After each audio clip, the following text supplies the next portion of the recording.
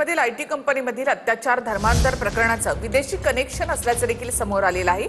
धर्मांतर प्रकरणामध्ये Malaysia connection असून नाशिक पोलिसांकडून याचा तपास सुरू आहे।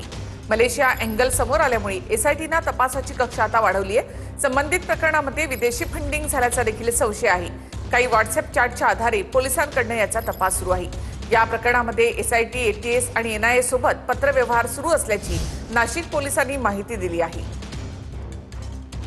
यांना बाहेरच्या कुठल्या कट्टरपंथी किंवा इतर कुठल्या संघटना पाठिंबा किंवा प्रवृत्त करत होत्या का, या संदर्भात तपास नाशिक पोलीस करत आहे।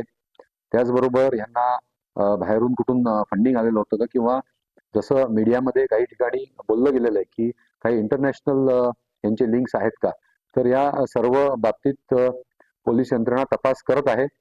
एसआयडी, एटीएस, एनआयए या एजन्सीजना पत्रव्यवहार करण्यात आलेला आहे।